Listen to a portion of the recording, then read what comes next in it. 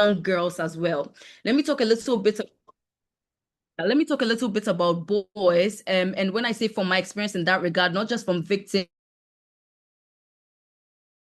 or clients of mine, or just victims I've come across by working with a lot of civil society organizations, but a lot of my male friends, um, a lot of my male friends, when talking to our male friends about their childhood or how they lost their virginities at a younger age, right? You'd find that older women, like they could tell you about older women who had taken advantage of them sexually or had subjected them to some sort of sexual abuse, or maybe somebody who was to be a help in the household, in the absence of their parents, where victims, where then they are perpetrators of sexual abuse against these little boys. And sometimes, and not oftentimes, but sometimes you would find that these little boys are then blamed. And then the question is, why are they blamed? It's because of the whole perception of, from what I've experienced anyway, and what I've heard from a lot of my friends and some victims, is the whole understanding of, well, you're a man, and once they start touching you and you erect, like, there's an erection, it then like presupposes that you are then ready for what is to come next. When I have come to learn anyway, and maybe some of us would know that erections are spontaneous a lot of the time, right? Erections are biological, and they are no means a way of consenting to whatever is to come from the perpetrators. And it's also a lot of the reasons why some of these little boys, get blamed, or perhaps not blamed, but they get the brunt sometimes. It's just, again, these gender roles and these gender norms of, yeah, well, you're the man. And again, we're talking about a little boy, but then they're talking about, well, you're the man, because of the understanding of what's being a man or what's being a male means in society.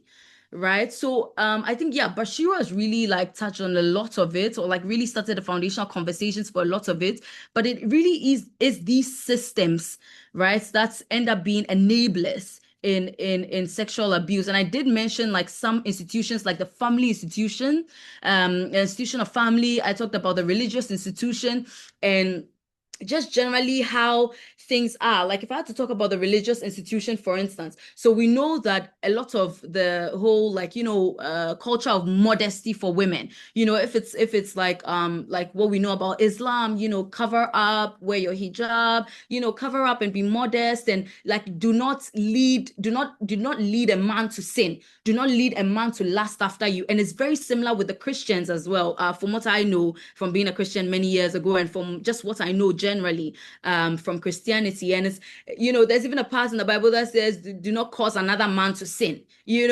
How do I, just living my life as a young girl, wearing what I want to wear because I have autonomy to wear what I want to wear, then cause another man to sin because they lack self-control and are not able to control themselves, and say, okay, well, this person is a whole person on them by themselves. If I want anything, I should approach them and ask.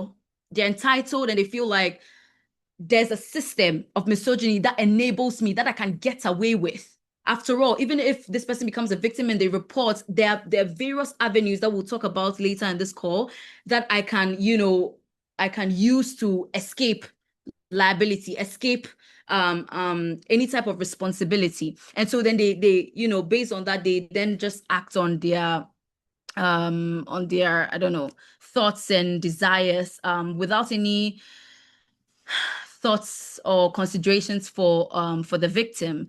So yeah, and also with the family systems as well, right? They are also definitely enablers, and society as a whole, as far as these gender roles, gender norms, and just perceptions of gender continues to prevail, especially the more harmful concepts of gender continue to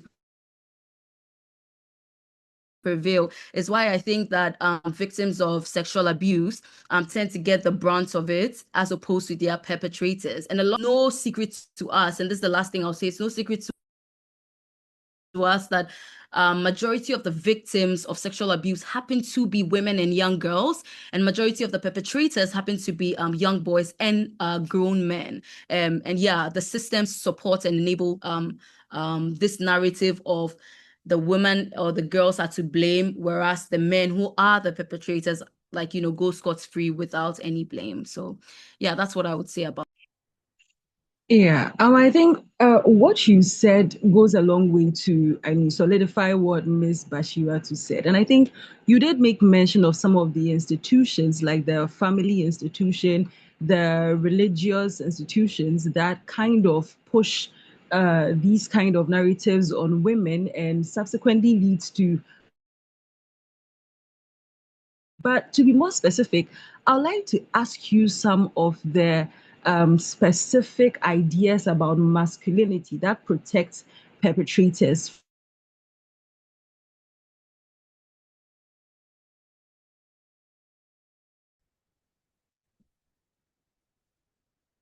Hello, please, did you hear me?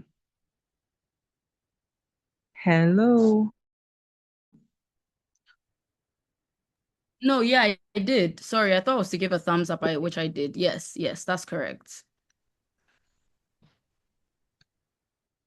Okay, so I'd like to ask, what are some of the ideas about masculinity that protects perpetrators? I want like specific ideas so that the audience would be informed about some of these things so they can step away from them. Yeah. No, yeah, so like just off the bat, right? And something that people think people have moved away from a lot, but really people are very far from moving away from is just the idea of ownership over women. Right? Yeah. Just by virtue. So, for instance, let's even talk from the family level in terms of a girl child, and then we can move quickly into like a marriage set, right? How do men tend to seem like they have ownership over the girl child from the father's levels, from the elder brothers, and even from the younger brothers? They seem to have this understanding that they have some type of ownership or control over girls, right? There's this particular culture I'm trying to make reference to now. I know that it's very common in the Middle East in particular. Not Anna killing. Is it Anna killing or something of the sort? Where essentially, oh, you know what? Even why am I going far? Why don't we come to Chokosi system right here, Yeah, like it's in our Anna parts? Kaling. Forget what the Anna killing I was going to mention. Yes, thank you so much, Bash. But even let me even leave that one. Let me pack that one. Let me talk about right here. Trocosi system. What is the Trocosi system about? It is where essentially a young girl is given, usually a virgin girl, okay, is given out to a shrine or a shrine man, a priest, to atone for the sins of a family or a man in the family, not a boy child, not the man himself whose sins are to be atoned for, not any, but a girl child who is a virgin, who is pure, whatever those ridiculous ideas of purity and all of that are. But then a girl child is given over as if you have that ownership over this girl's life. Because what ends up happening with this in this Shokosi system is that for the rest of the girl's life, she's given out like goods, like farm produce to these priests to become wives. And as young as 9 year olds, mind you, 9 year old children uprooted from school, uprooted from their family, uprooted from their friends, uprooted from everything they know because suddenly they don't matter as human beings. They don't matter, right? Because they are part of a family system and the men own them, similar to Anna killing, right? And I'll just leave that one because I know I just want to give an example. When it comes to the setting of a marriage, right, is why the Domestic Violence Act, for instance, took so long to pass and finally passed in 2007. Right? Because now it was suddenly recognizing what the concept of marital rape. And similarly, the amendments, the Criminal Acts, the amendments one, right?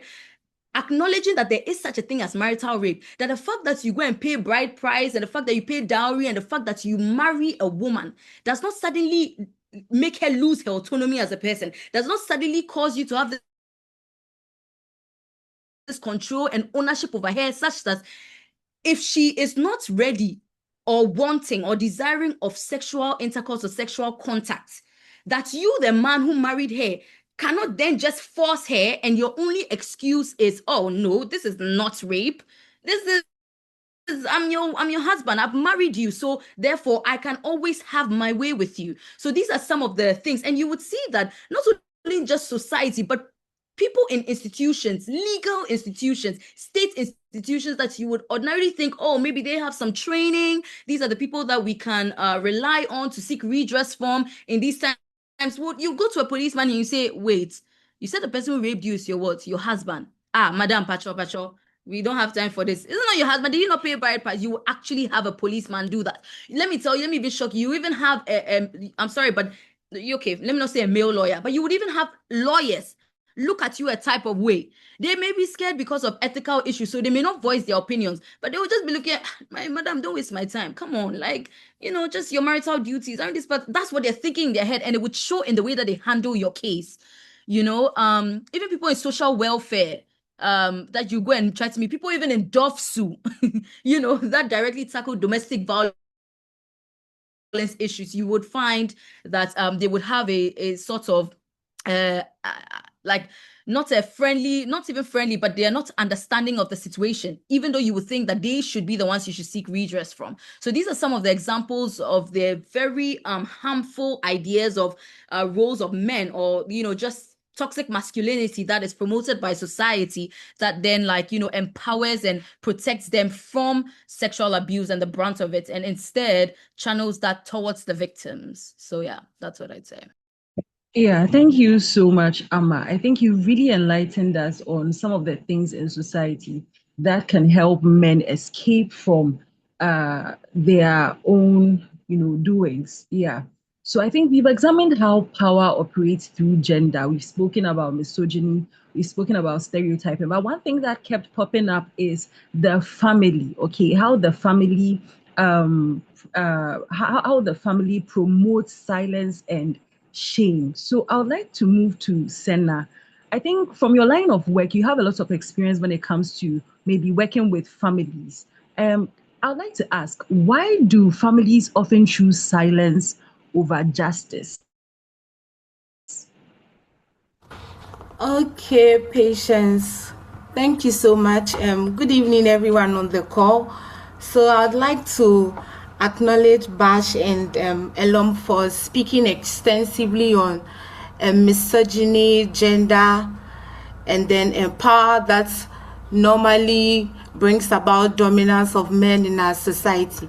However, in as much as we are being very passionate about these issues, we have to be very careful not to re-traumatize maybe some people that might have experienced these kind of abuses before. So I just, from the social worker perspective, okay, when we are using the utterances due to our passion, due to the zeal that we have, we should just try to limit the words so that it doesn't re-traumatize someone on this call who has gone through that kind of abuse or violence before.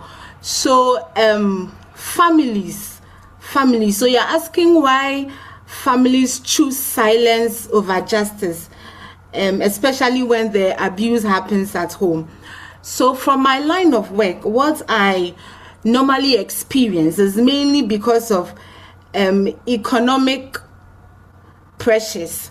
So for instance, there's a case that we are handling right now where a 15-year-old girl was defiled, and the case came to us as an NGO, and then I was speaking to her, and then I asked her that, should I report the case to the social welfare? And she says no.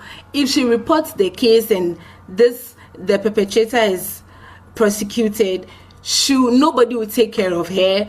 She would not have anyone to depend on, because the perpetrator is basically her breadwinner. He takes care of her school needs, antenatal, everything that she needs. The man takes care of it. So if the man goes to jail, who then will take care of her? So this economic dependence is causing the girl to be silent. I would not tell anybody, let the man just be around so that he can take care of me. Another reason is public disgrace in the community and the church. people will now start pointing fingers at her. Hey, see the girl going, she's pregnant. Hey, that family, they have somebody who is pregnant in their house. So there's some kind of disgrace, and the family is trying to prevent that. So they tend to be silent about it. Another thing is the stereotypes. So it's seen that when, for instance, the girl gets older and then she says she wants to get married, there's some tag in that family that there's somebody in the house there that is a perpetrator of abuse or violence. So nobody would want to marry from their family, nobody would want to associate themselves from their family. So it causes that family to be very silent about these gender issues. Another thing is the abuse is sometimes seen as a mistake. They'll say, hey, it's because of what you wore, or it's because you came into my room, or it's because you were passing there in the night. That's why it happened. Oh, I didn't plan for it to happen. Oh, it's a mistake. Oh, you tempted me. You tempted me because of what you were wearing. That's why I did this to you. That is why most families choose silence instead of reporting these cases to the appropriate authorities. So they rather prefer that these issues to be settled informally in the house. Normally it will be in the form of some 200 CDs or 300 CDs they just give to the survivor or the victim. Then it tends to close their mouth. They have sealed their mouth. They don't want to talk about it for anyone else to hear again. So or people will say, people be talking about us that, oh, these people, this family, this is what is happening in that family, so don't go close to them, or don't marry from that family. No, even if they go to school, the victims go to school, people don't want families want their children not to associate with those particular victims. It causes the families of the victims to be silent about these issues instead of choosing justice. Yeah, thank you so much, Sen. I think you mentioned three major things that contribute to the reasons why families would choose silence over injustice. And you did say economic pressures, family honor tend to disgrace. I mean, most family members want to protect the honor of the family, and some also want to some want to escape discrimination and all that. So yeah, I would like to ask again that when we look at this whole thing regarding the family, why is it that children are often not believed when they report abuse? Is it that they are not able to report the abuse properly, or there is something much more deeper? Can you educate us on that?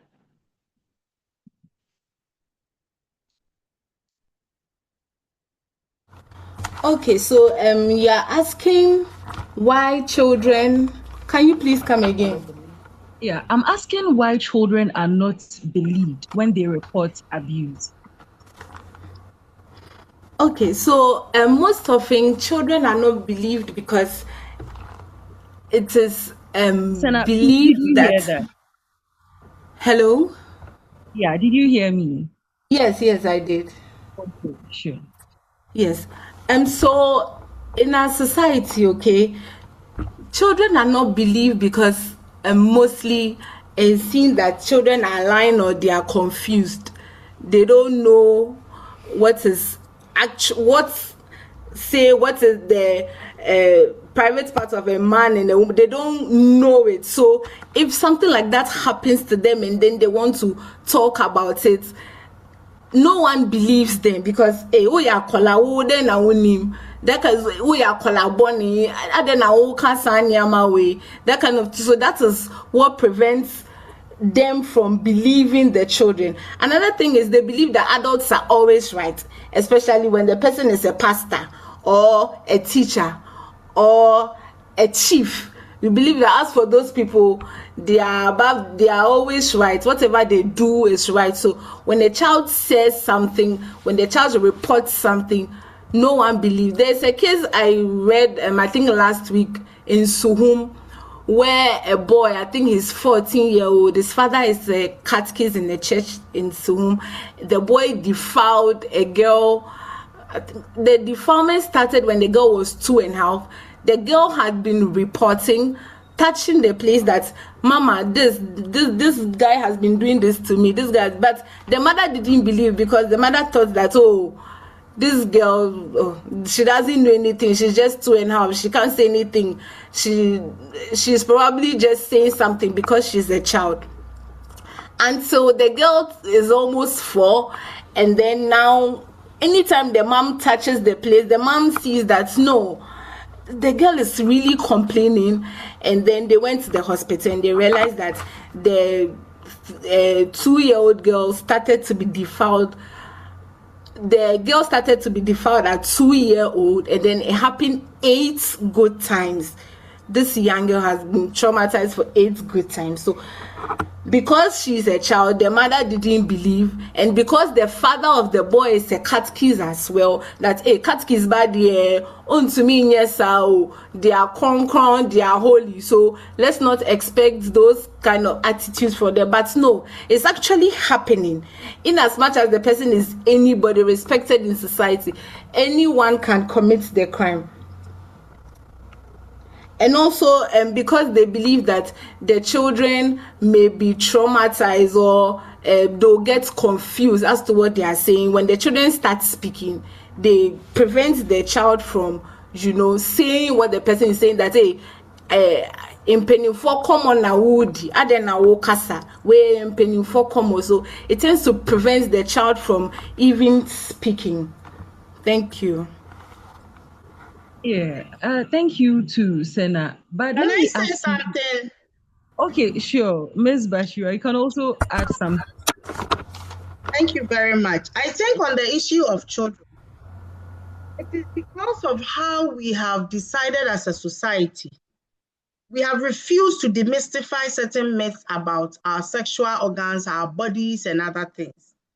And till today, we have lots of parents who have refused to discuss sex with their children, sex education. And you see, the truth is that the world has moved. What you are refusing to talk to your children about, they are learning it from school, from the internet, and from other places. So it is in our own interest to start engaging children and also assure them of our trust. You can't be seen to be protecting your child only economically by providing for the child without being interested in what is happening to your child's body.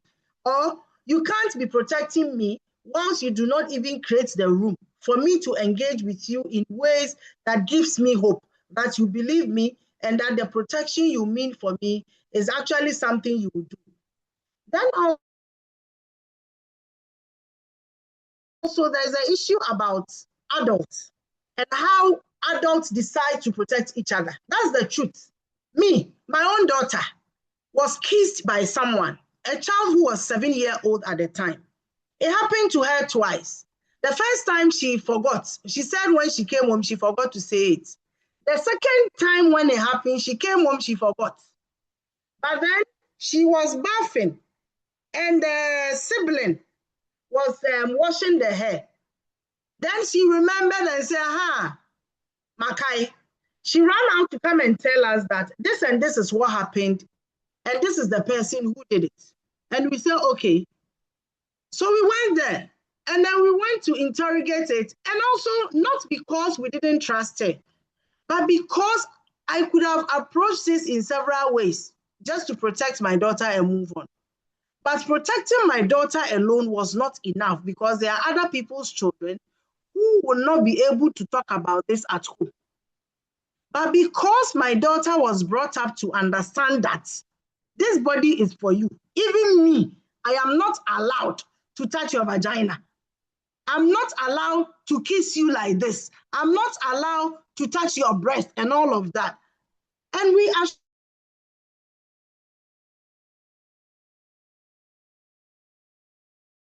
assured them that if our child, we will believe you, we will take action. Afraid, she was not thinking about whether she would be believed or not. What she was happy about was that I have information to give and I'm going to give it. And you see, one thing that even me as a mother, it shook me was she mentioned to us that when we go to a 7-year-old girl, and we said, okay. So I asked her, why do you want to be there? She said, I want to be there to look at his face so that he will not lie. He can't say he didn't do it. And she was there when the conversation was going on. The interest was not about my child. I could have easily said that let's withdraw her. But what happens to the other children in the classroom? What happens to the other children in that environment? Will they be protected?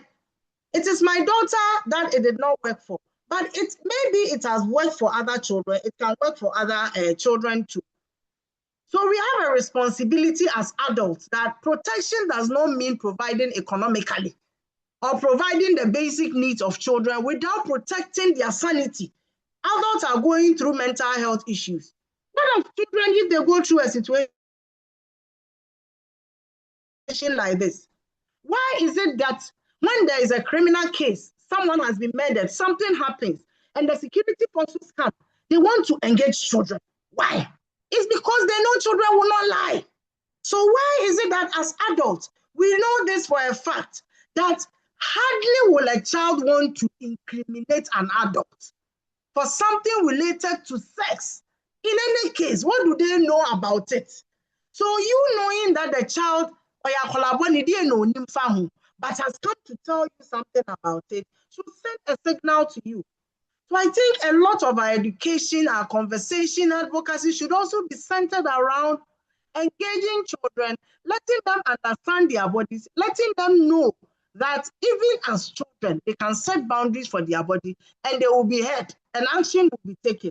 Otherwise, what we are dealing today, we will deal with more of such.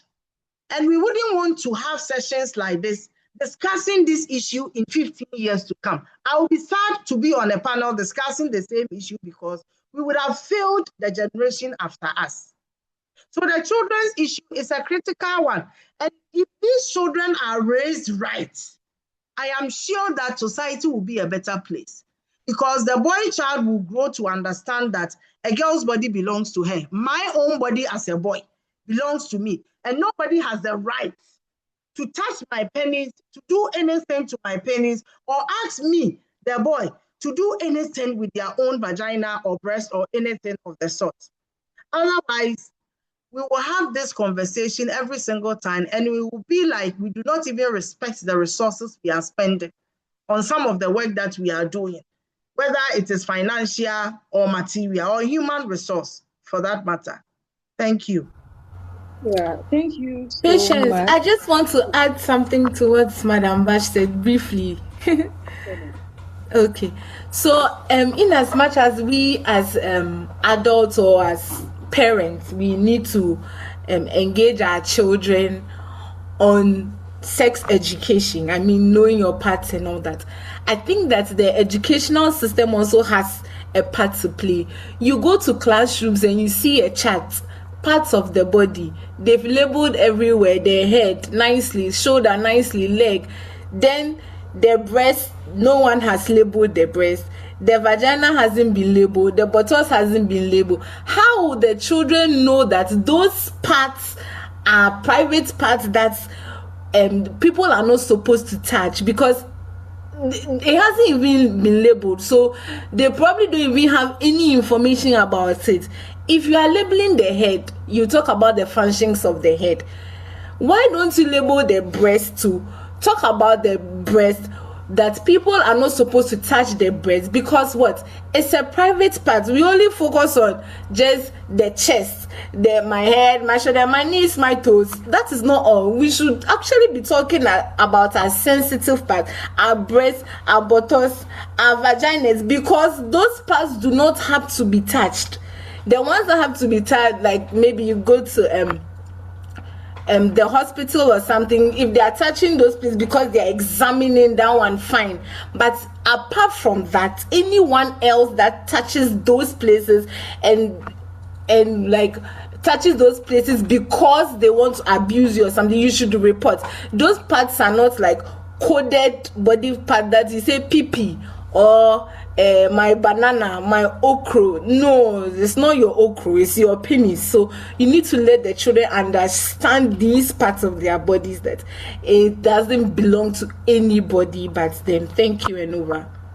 Yeah, thank you so much, Senna. Thank you, Ms. Bash. I think Ms. Bash made mention of the fact that protection doesn't end with economic provision, it goes beyond that. So I believe that if you're a parent and you are listening, you are taking notes of some of these things. And Senna, I think you've already answered the question I was about to ask you. But, anyways, let me ask you again. Maybe give me like 3 ways in which the family unintentionally re-traumatize survivors. I think we really need to know that. So the question again is, in what ways can families unintentionally re-traumatize survivors? Senna, we want to hear from you.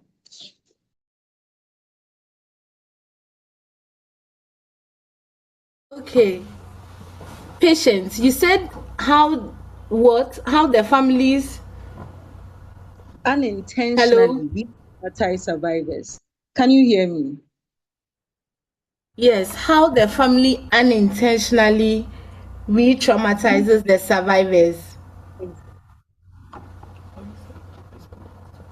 Okay, so one way they do that is re-asking the survivors the questions again. Oh, ukoye no de na esi ye. Ukoye no oso wo he. Ukoye no say na oye no. Ukoye no then na ode ye o. All those things re-traumatize the survivor. Like she's reliving, or he or she is reliving whatever has happened to him before, and it's like we are insensitive to it because I don't say we don't care, probably because we don't know. So we just want to probe further. We want to be sure that, hey, is it really what we think it is? So far as the child has said it, it is the probability of it being true is about 95% of the cases. Whatever the child says that happened to him actually happened to him or her. So it's not a matter of re-asking the question, oh, what happened, what style did you do, oh, what and what did you use? All those questions don't matter. It just re-traumatizes the child through asking those repeated questions. And after that, another way we do that is by telling the child that, oh, the child to forgive. Oh, it doesn't matter, just oh, and yes, oh, also unufumu, oh, where the show their fat channel. Oh, fat channel is saying, oh, to me, fat channel, what the person did was wrong, and the person needs to be reported. It's not a matter of, oh, fat channel, no. Obey to me their channel, but you still report. That is the thing. Forgiveness is like some inner peace and healing from the trauma that you are experiencing. It's not a matter of, oh, me their channel, so I will not report the case. No. Even in as much as you forgive, you should also report the case, because it's going to even deter other people from even doing same as what he did to the survivor. So basically, I think those are some of the ways that we re-traumatize the children, by asking the repeated questions. Just report to the appropriate authorities, and then they will take it up from there, since it's their mandate to do.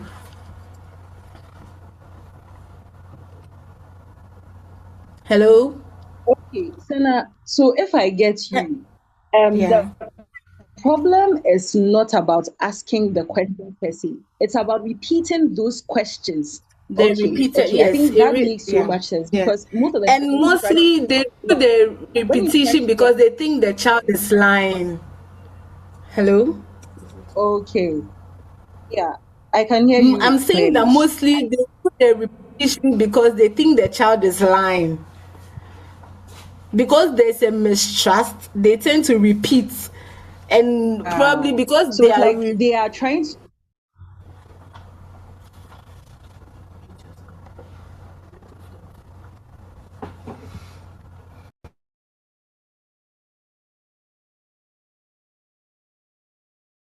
justice to the questions I've asked so far. Thank you.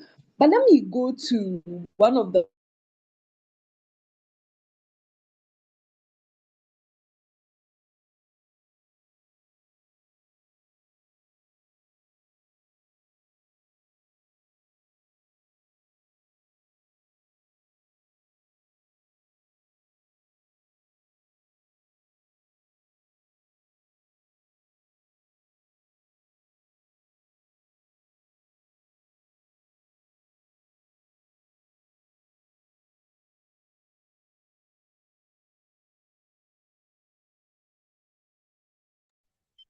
Patience, are you speaking? Because I can't hear you.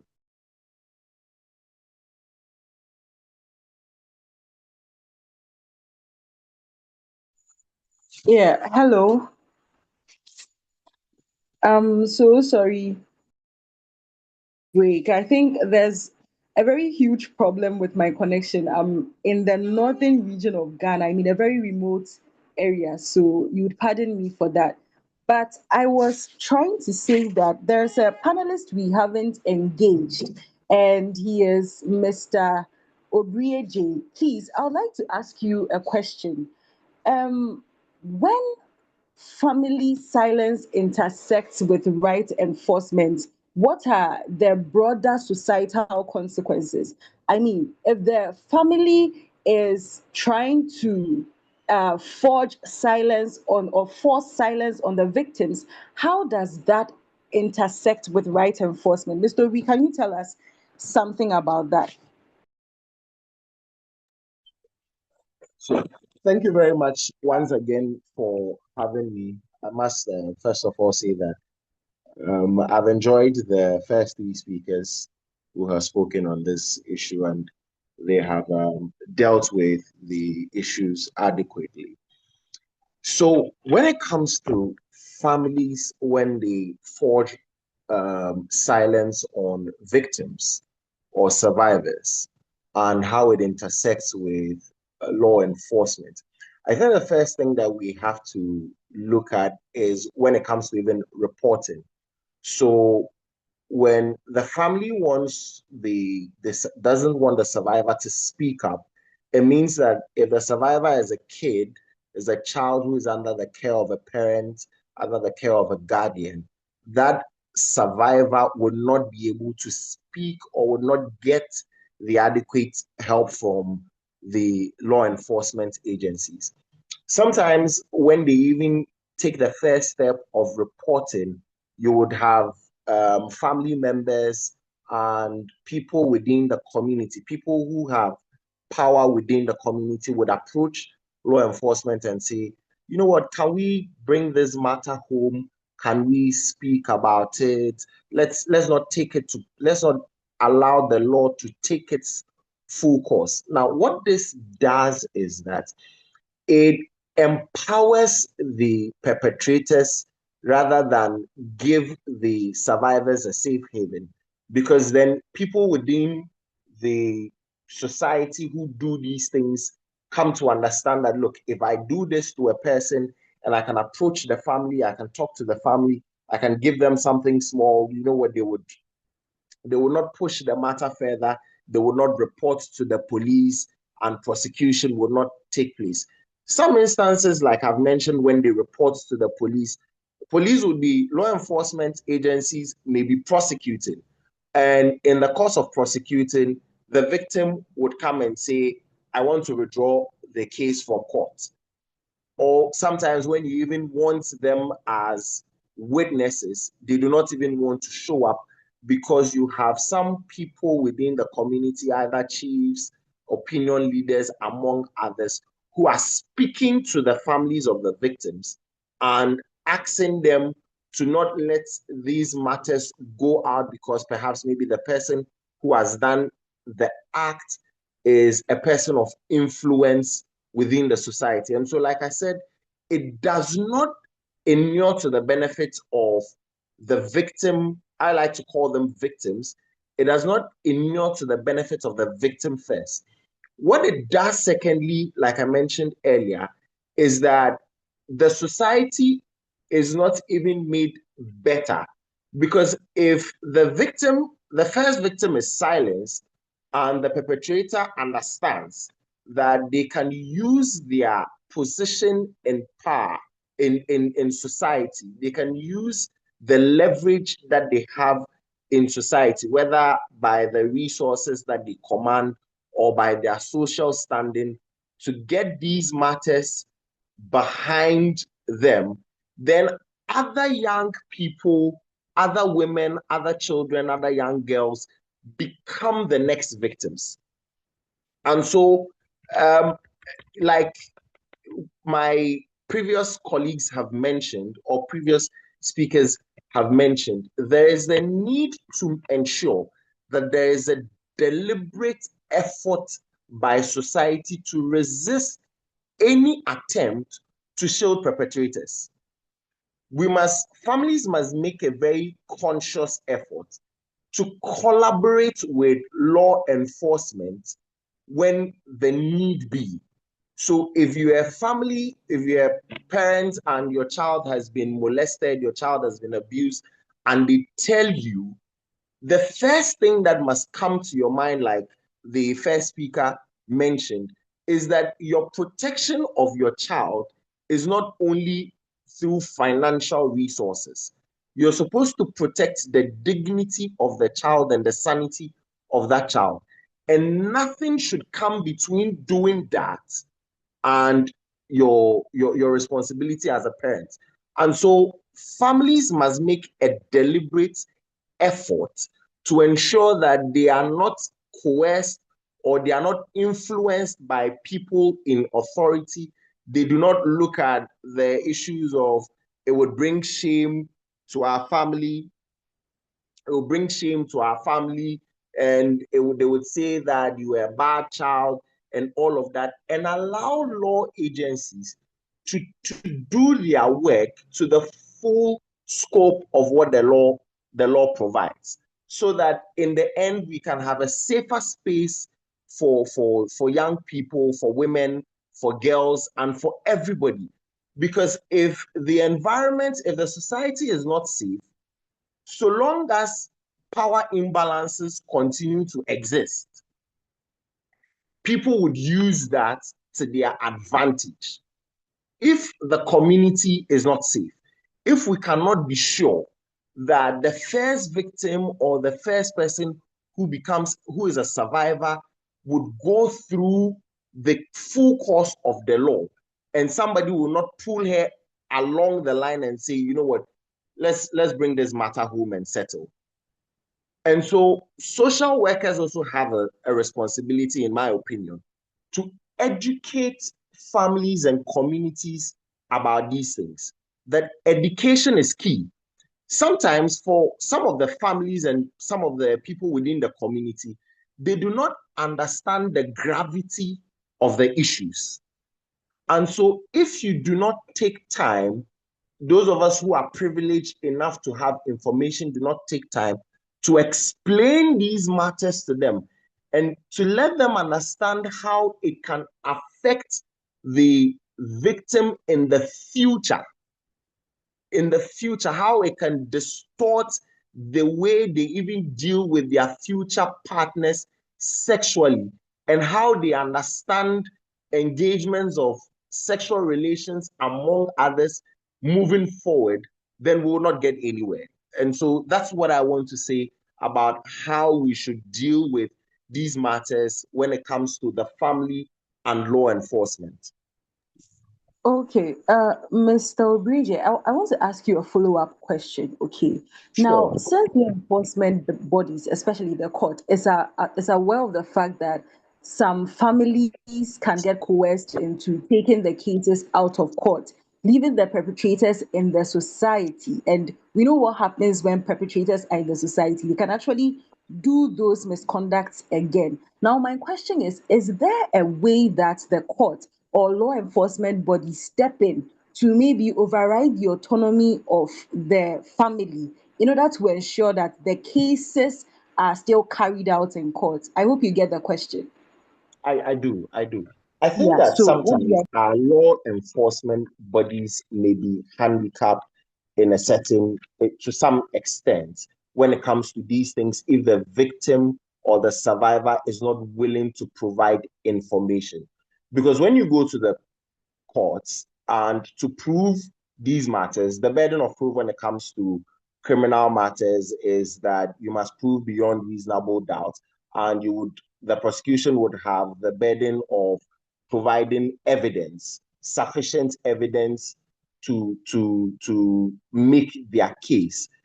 Becomes the problem when it comes to when the victim or the family of the victim is not allowing the victim to come forward. So that's a real challenge. But if prosecution or if the police, law enforcement are able to get enough evidence before they proceed to go to court to prosecute, it would not really matter if the victim is saying, I do not want to testify again. Because it would now be the evidence that they have to supply. And in any case, the prosecution can build their case without necessarily putting the victim or the survivor in there as a witness to speak. In most cases, it will be most ideal because they would have been the person who witnessed it firsthand. But it would really have to be law enforcement agencies. The duty would rest on law enforcement agencies to make sure that before they proceed to court, if the matter has been reported to them, then they have gathered sufficient evidence such that even in the absence of the victim or the survivor, they can establish or discharge that burden of proof that is on them when they go to the court. Because when you go to the court, that really would essentially be what would have to play. The judge cannot coerce you to do what you do not want to do, even if you are brought in as a hostile witness and the questions are posed to you. If the person does not want to give you information, they would not give you the information. I think sometimes, and like previous speakers mentioned, what the victims fear is maybe the backlash.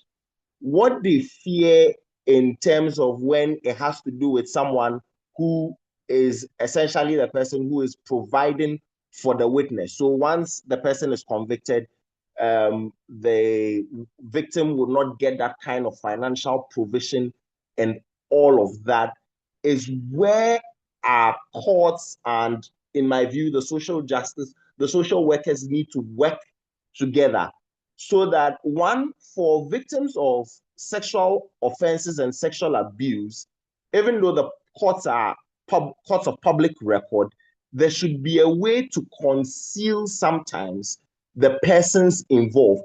When I say the persons involved, I do not mean the perpetrators, I mean the victims. For when it comes to the juvenile courts, they do well. But in our ordinary courts, the victims do not get that kind of protection when it comes to naming the victims.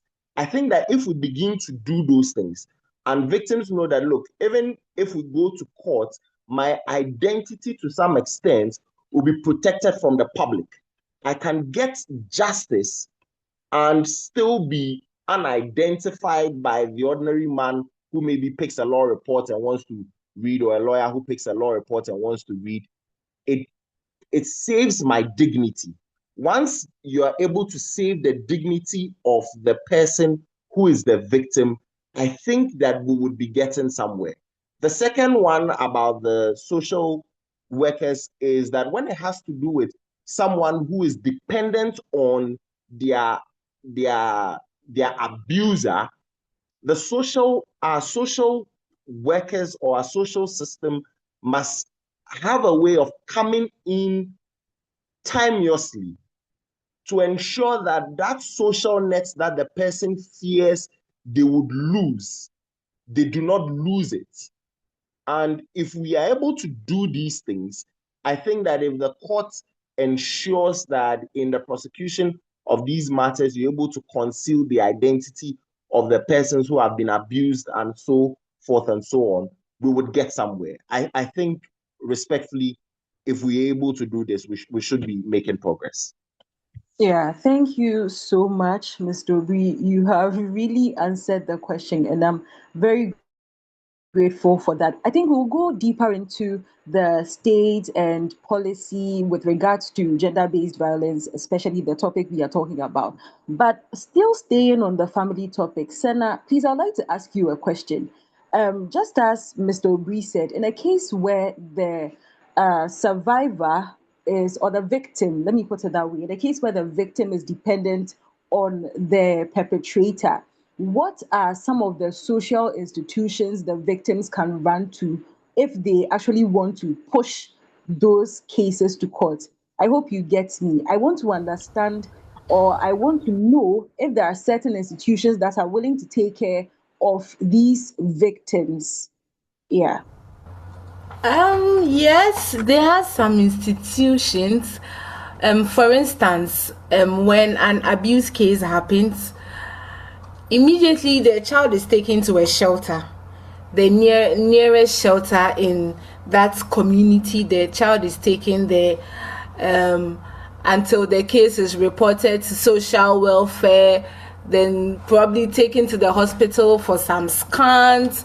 Then the doctor is also involved before the case goes to court. So the first point of call is the shelter where the child is kept after the abuse happens.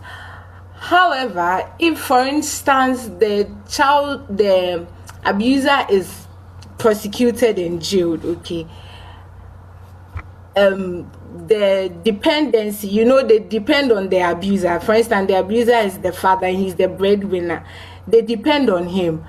If he is jailed, our system doesn't really have any social protection program to assist or to support these survivors or victims. So they tend to now become like extremely poor again because their breadwinner is not even available. So these are some of the challenges with our system. After the perpetrator is jailed, there is basically no other support. There's no social protection program, or there's no safety net for the child to be able to feel safe and secure under. And even the shelters I mentioned earlier, there's not enough shelters in the country. In Ghana, the shelters that we have are mostly for private people, and then it's really full. It's not a lot, and it's normally full. You don't get even spaces. There's overcrowdedness over there. There's pressure on facilities and all that. So these are some of the challenges with the system. In as much as we want to prosecute and jail and all that, the survivor, what happens to him or what happens to her? The system doesn't really provide that support service for these survivors. Yeah. Sana, please, are you done? Yes, please. Okay, thank you so much. I think this conversation is not just talking about why silence is harmful. We are also uncovering certain loopholes in the system we have here in Ghana. And I think it's worth really talking about. So I think maybe we would have another session that looks deeper into this. But let me come to you again, Mr. Obri.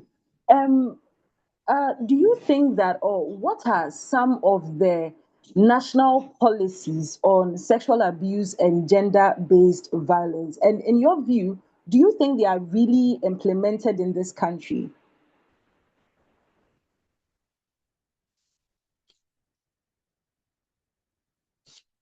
Yeah. Okay, so Hello. thank you. Thank you.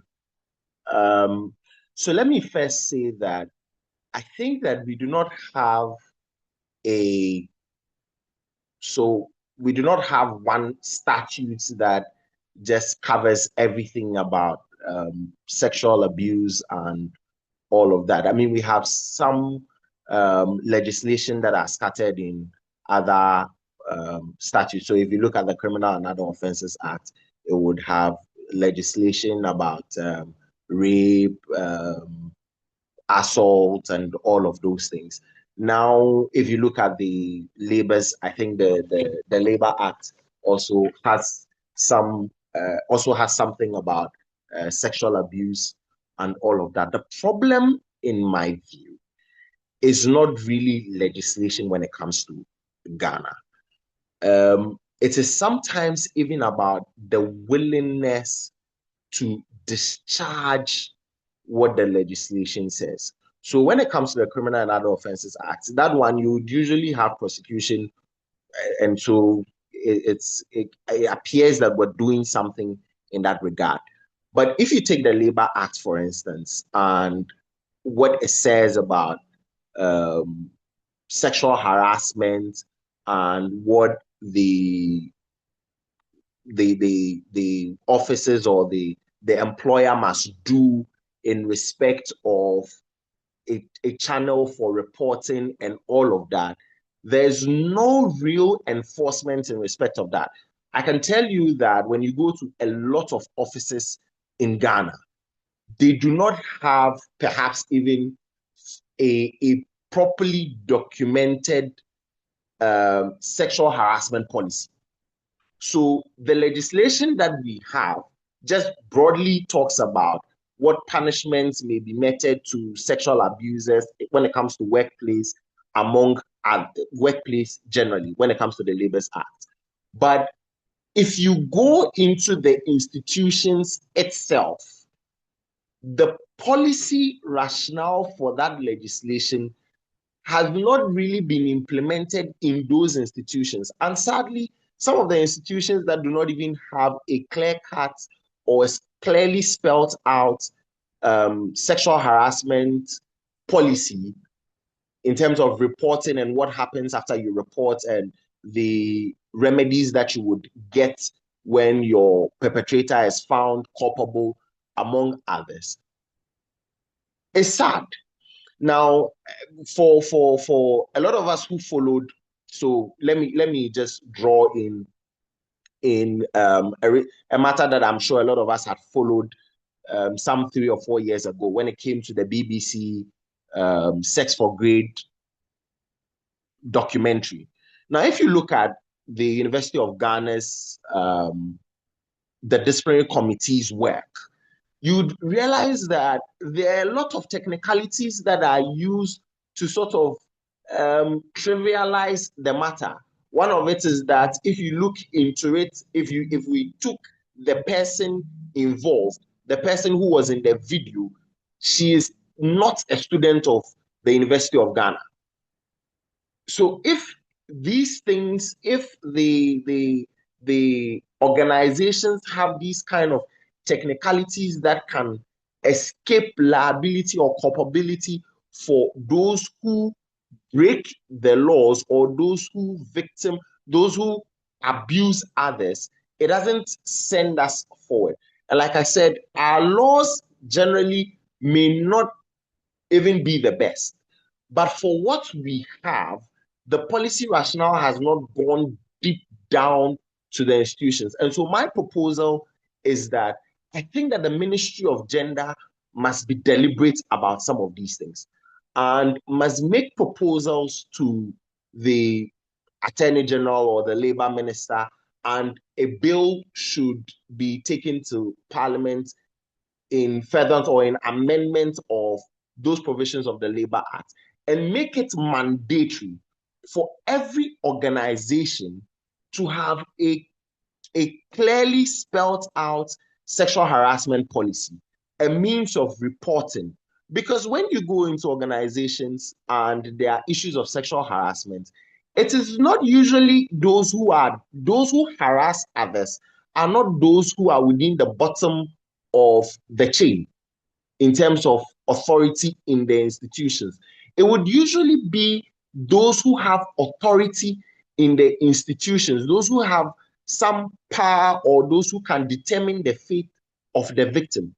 And so if our laws are not deliberate to make sure that your inability to even write sexual harassment policies for your organization makes you culpable for some offense, then people would just walk away like that, because then in the organization there's no sexual harassment policy, and if anything happened, the victim doesn't even know who to report to, how to ensure that if they report, the matter will be investigated properly, and so on and so forth. And so for me, I think that for institutions where people work, school, and all of that, we must have legislation that makes it an offense for people who run these organizations or have stake in the organizations to fail to draft such policies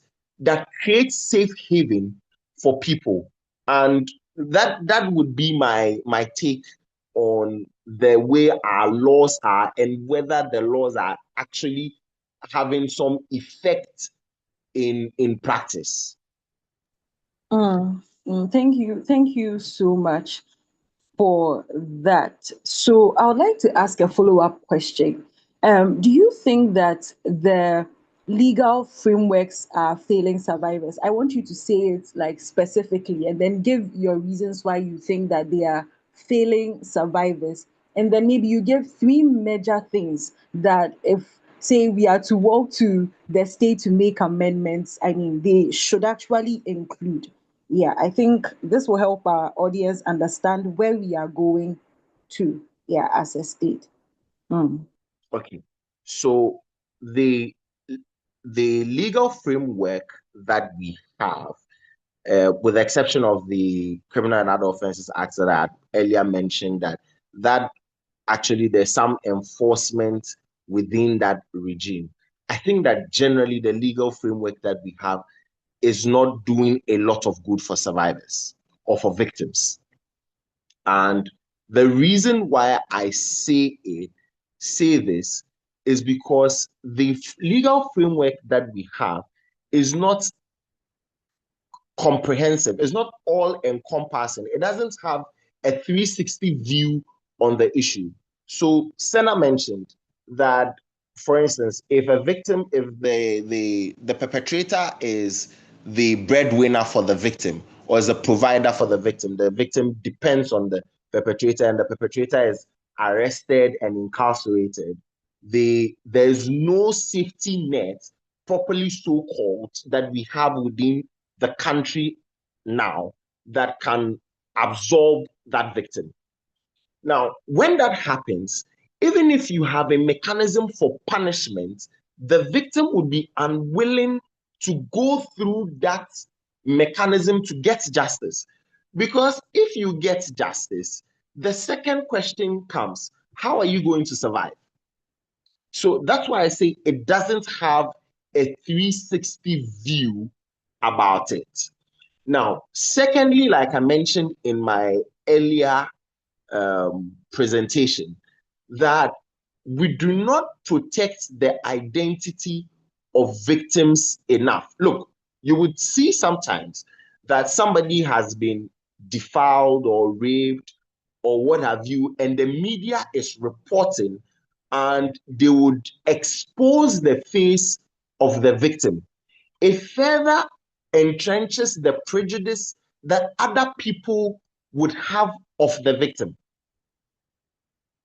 And so our laws regarding these things must ensure that even when it comes to reporting and the role of the media, there is also some culpability, even on the part of the media, if you expose the identity of the victim in that way. So that if you are a victim and you are reporting, you have the confidence that your identity in the least would be protected from the masses, and people would not have further prejudice entrenched against you.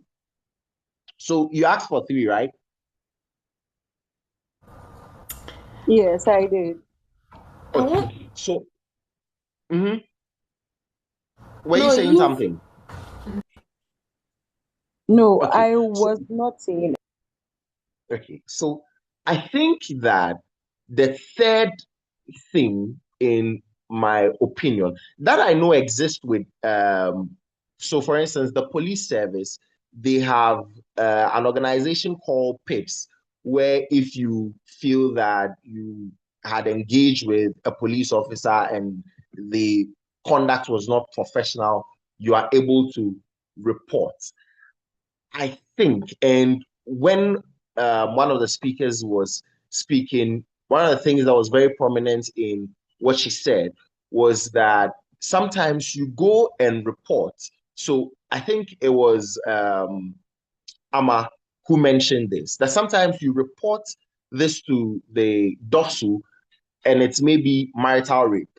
And the police officer has a certain stern look at you as if you are not serious. I think that our legislation should create room where even for such people who make such complaints to police officers and they are not taken seriously, they can have a means of not just finding a way to report the matter to an authority above, but to report the officer who fails to diligently attend to the issue. I think that generally when people know that there's punishment that is associated to conduct, they tend to move towards the right thing. And so such conduct is unprofessional conduct. If a young man comes to your police station and reports that he's a 16-year-old boy, has reported that some 30-year-old man has defiled him, you should not look at him with some disdain. If a woman comes to you and say, my husband has raped me, if a police officer looks at her with disdain, our legislation should create, we should have the framework of our legislation should be such that you can report that officer for professional misconduct. And that particular conduct should fall within the meaning of what professional misconduct is. Because oftentimes what will happen is that even if you go and report the person to PIPS, that level of disdain that he had expressed towards you may not fall within what is captured as professional misconduct. And so I think that if we're able to do these three things, in my mind, these clear-cut three things, it protects the victim. It creates a safe haven for them to report, knowing that if they report one, there's a 360 view about it. Their identity is protected to prevent further prejudice. And even when they report to law enforcement agencies and the officer in charge does not deal with the matter professionally, the conduct of the law enforcement agency or the officer falls within what is professional misconduct, properly so called, and they can report same within the service. Was there a second leg to the question? No, that was all. Yeah, thank you so much. So you are saying that the three major things maybe the legislature should consider is the 360 view, victim identity protection, and also there should be a system where victims can report the officers who do not take the issues of abuse seriously, right? Exactly so. Okay, thank you so much. I would like to ask Amma a question. In a case where the state becomes a barrier rather than a protector, in your view, how can survivors seek justice?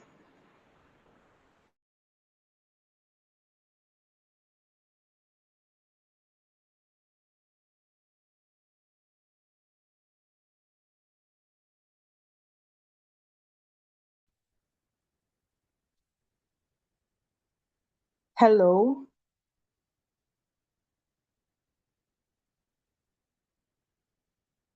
Hello, please, can I be heard? Yes, you are loud and clear. Okay. I doubt Amma I was is on the asking call. Amma a question. Please, is she around? Okay, then, Mr. Obri, can you tell us how survivors can seek justice when the state becomes?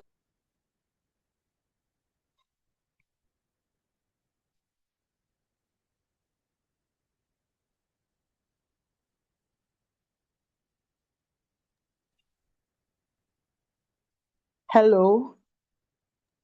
Yeah, hello. I didn't get you. I didn't hear the question. Okay, If you could repeat so it again. with Yeah, my respect. question was that how can survivors see justice when the state becomes a barrier? Okay. So I think that from what we've learned, in activism so far, is that most often than not, the state sometimes acts when pressure is being mounted on it in instances where the state fails to act. And so this is where the community and civil society organization, activists and advocates would have to play an essential role and a crucial role in advancing the cause of victims. And when I say this, what I simply mean is that, look, if the state is failing to act as citizens, as people who have concerns, as people who are concerned about the state of our young girls, young boys in the future, and even in the present, we have a duty to collectively advocate, mount pressure on the state. Sometimes it may involve even canceling some of these offenders. If you're a media house, I do not see why you would continue to platform somebody who is a sexual offender. If you're a media house, you ought not to platform somebody who is a sexual offender. Once we start to deplatform such people, once we start to make sure that beyond your professional competence, if we cannot trust you with other people, then we would not give you leverage in society. I think that then the political actors will start to reason. We must make it unattractive for the state to decide or to willingly elect not to take these matters serious. Because if you look at our political actors, they take matters that they know goes to the ballot seriously. And sometimes to mount political pressure, you must make the issues of the rights of people when it comes to sexual harassment and all of these matters that goes to the ballot. So if a politician knows that, look, if we do not actively ensure that state institutions are protecting our young girls and boys when it comes to sexual harassment, that we do not ensure that state institutions are protecting workers who work within the state organizations when it comes to harassment they face from their bosses, among others. If we do not ensure that when you go to our public schools, when you go to schools, that people are not susceptible to sexual abuses, the people would kick us out. I think that governments begin to act right. And we've seen it with a lot of cases. When Galamsey was a big issue and we took Galamsey to the ballot, you saw that politicians and political actors were now proposing solutions as to how to deal with the matter. I think, and like I have submitted respectfully, that if we make these matters that political actors become uncomfortable with shielding their colleagues in places of power and their friends and decide that they would have an open door and prosecute these matters with all the aggression that it deserves, we would get somewhere. So long as we make them understand that if your failure to act can cost you political power, I believe so much that the political actors would be willing to act. Thank you. Okay, thank you so much. And I think there's something I keep saying that if, I mean, the African society in general is able to understand that power should not be left in only the hands of the leaders, and they equally have the power to make changes. if we look at power from that perspective, we can cause a lot of change in the system as far as sexual abuse is concerned. But I'd like to move to Senna. And There's this uh, question. Yeah, if I may, I a thought just came. I think okay. that it's about time that as citizens, rather than just always the talk, we should begin to consider the idea of private members bill, that we can drive conversations and we can, as citizens, come together, have a draft of legislation and push them through private members bills. So long as they are not in violation or they do not offend Article 108, which then is a money bill and all of that, we as citizens can now begin, because in the last 2 or 3 parliaments, the seventh and the eighth parliaments, private members bill, um, for a lot of Ghanaians who did not know that private members bill existed, they had come to that knowledge. I think that as citizens, rather than just the talk, which is also good, that we should do the heavy lifting, that we should do the heavy lifting and get private members bills that also protect our citizens in that respect.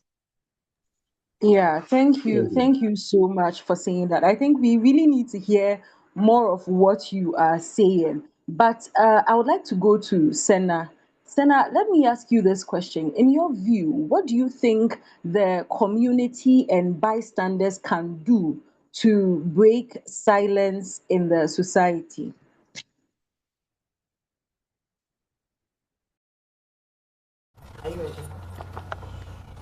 Patience. Yeah, hello. Patience. Yeah, Yes, you are asking what community and bystanders can do yes. to. To break silence, I mean, to push the victims to actually speak out.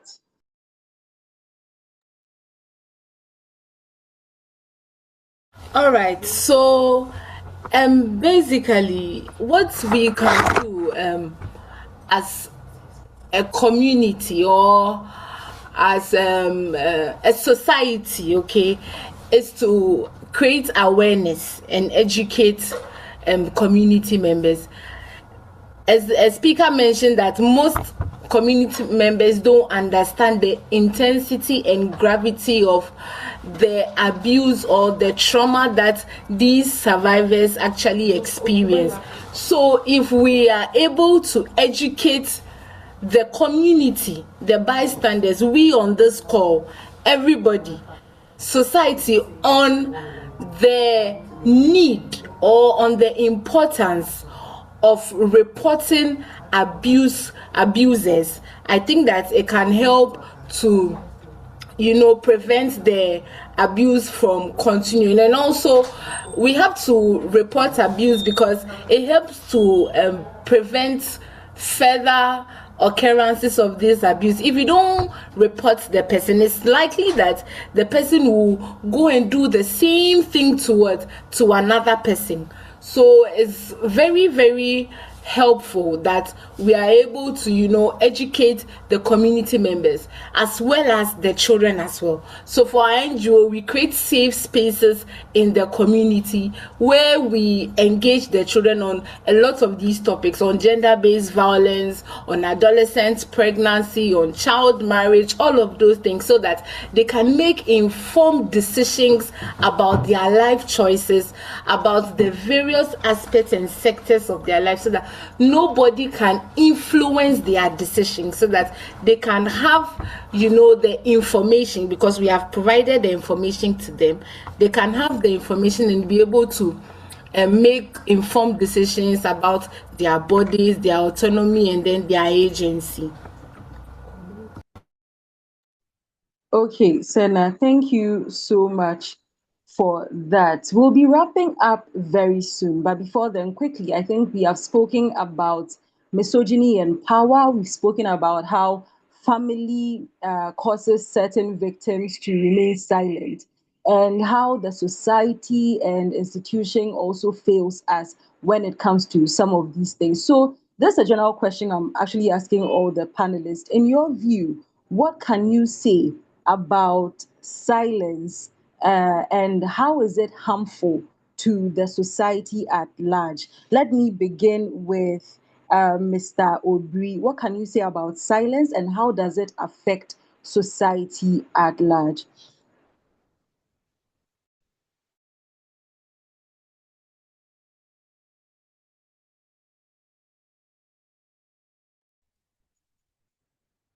Hello, Mr. Obri.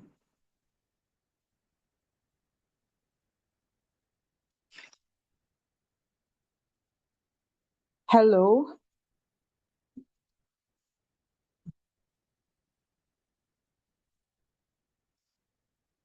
Hello. Please, can I be heard?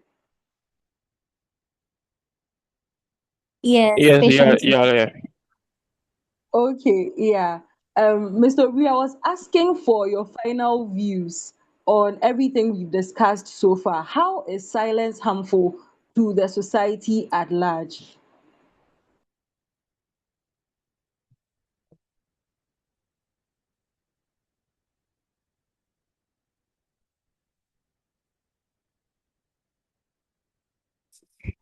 I think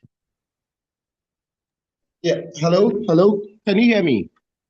oh okay. Yes, we can hear you. Okay. I was having a network, small network challenge. So if I got your question right, the question was that how does how does then I had at large. Yeah, I was like, how does silence affect the society? How is it harmful to the entire society, not just the victims? I think bottom line, it exposes the entire society to a lot more abuses, and that everybody in the society becomes a potential victim. And those who have benefited from the silence of victims become more empowered. And that empowerment leads to some systematic structures or some structures that um, exist, and they grow from just structures to like cults. And so you would have a, should I call it, a link of perpetrators or abusers who are protecting or shielding themselves. And you have a lot more people who become less confident about themselves because they have been abused, they cannot report, they are traumatized. And so it's not just one victim, it is the exposure that it, or the way it exposes every other person within the community as a potential victim. And so silence is not the way to go.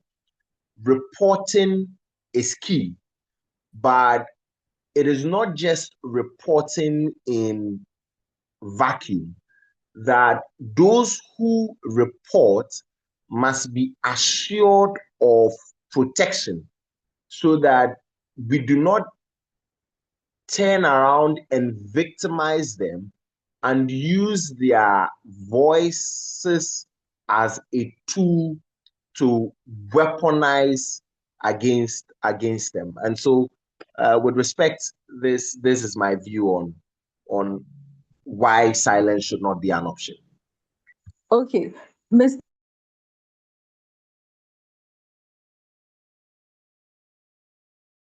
The question is that from your perspective as someone who is into law and all those things, what can you say about social media reporting?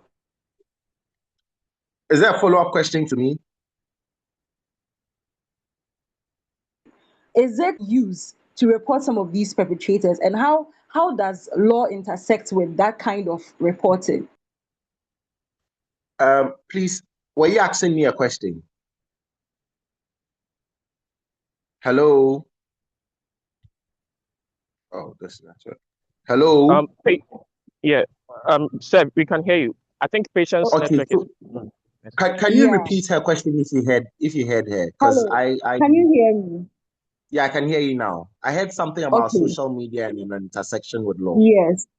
Yeah. I was like, from your perspective, what can you say about social media reporting? You see, most people take to social media to report their perpetrators. So I'm like, from the perspective of law, is that the right medium, or can that medium be used as well? I think that in the day and age that we are, it's an effective medium. It's an effective medium to bring some of these things to light.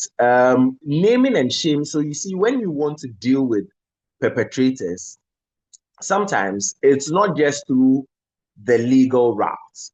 Sometimes, or most often, the ability to name and shame those persons is also important. And so, for people who resort to social media as a means of reporting or exposing their abusers, I am totally for it. I think that in fact people who are able to do that are very brave because they are able to overcome in their minds what would become the prejudice that people will form against them.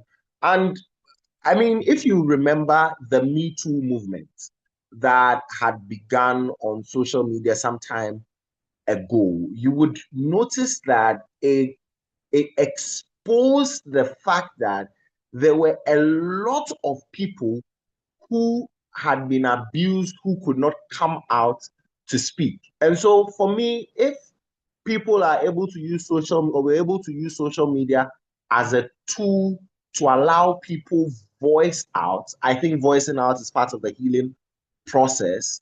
If we were able to use social media as a tool to allow people to voice out, there's no violation of the law if you do so. I mean, only at least to the extent that what you're saying must be true and you're not defaming someone and all of those things. But I do not like to go into those other matters. I think that once we invite those issues into the conversation, sometimes then it makes people second guess themselves as to whether there's some form of disbelief when they come to social media and make the points. And so for me, if you can make the case on social media, I think it's a wonderful tool that people can explore to the extent that you're not Okay. defaming somebody. Okay, thank you so much. So, Senna, let me come to you. Your final words and what you think a supportive family looks like so that everyone can learn from that.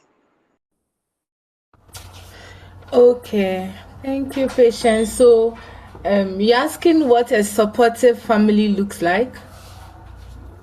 Yeah.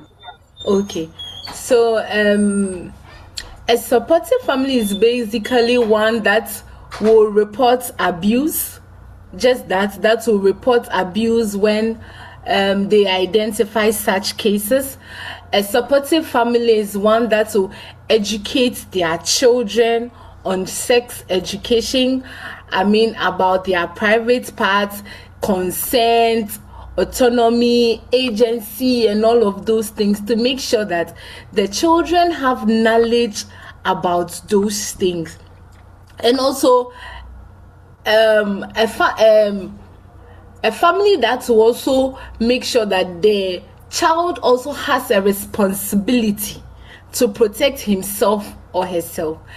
In as much as 100% rape and defilement is never and can never be the victim's fault, when it happens, it totally lies with the perpetrator. That one is 100%. However, as a social worker, I believe that we also have the responsibility to protect ourselves.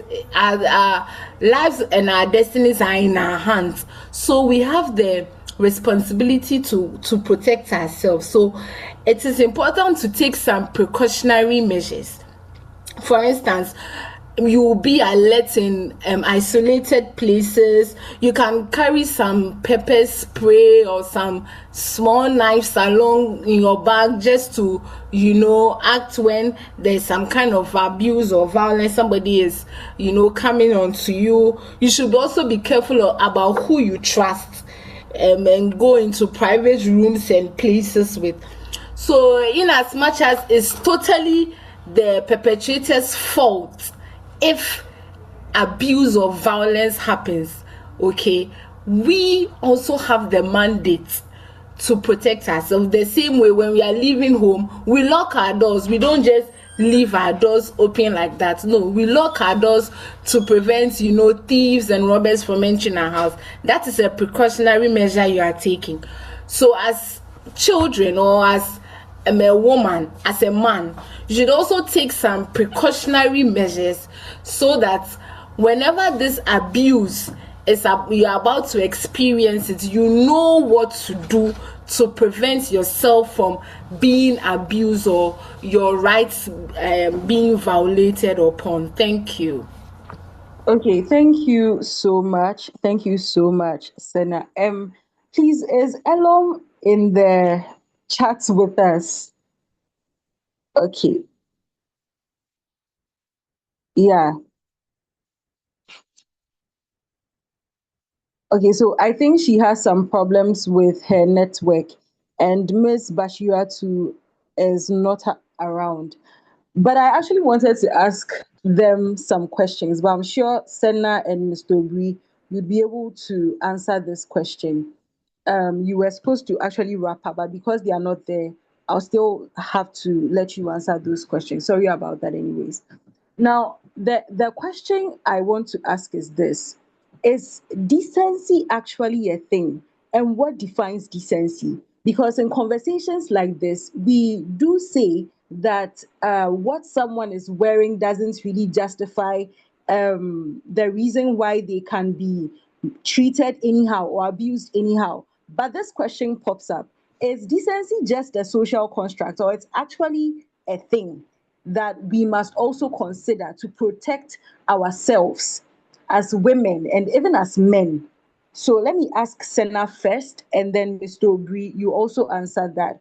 So, Senna, let me ask the question again. Is decency a thing, or is it simply a social construct?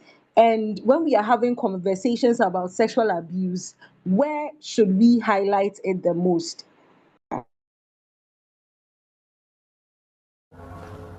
Okay, thank you very much. This one is quite dicey. So, I think decency is a social construct, because every society and how they perceive decency to be. What is decent in Ghana? It's not the same as what is decent in Europe or in the Western countries, because they see decency to be like being yourself, doing what you want, being good and all that. But here in our side of the world, we see decency, or we measure decency by what people wear, how they talk, what they say, how they are even supposed to behave. This what you are doing is not a decent behavior. So I think that decency is a social construct, and it differs from society to society. And then we shouldn't use decency as a tool to continue to perpetrate abuse or violence. No, because if we use decency, then what happens to agency? What happens to being able to make decisions on my own? You tell me that you rape me because of what I'm wearing. That cannot be possible, because it's not because you are not able to control yourself that I shouldn't wear what I want to wear. Even if we even want to say that, what about the babies that are in pampers and people that wear long hijabs and are still raped? Are they not decent, or what would you say about that? So I think decency is a social construct. It differs from society to society, and then we should not use decency as a tool to continue to perpetuate violence and abuse on women, girls, and then boys as a whole. Okay, thank you so much. Mr. Obri, what do you have to say about that? And then we start taking questions. Okay, so I agree with Senna when she says decency is a social construct, that it differs from society to society. I think that sometimes when these conversation comes up, there tend to be some gray areas. But let's just understand it plainly like this, that the fact that you are walking past a house or you're walking past a car and you see the door of the car open and there are valuables in the car with no one in the car does not excuse you or does not become an exculpating situation for you if you go and you pick those valuables.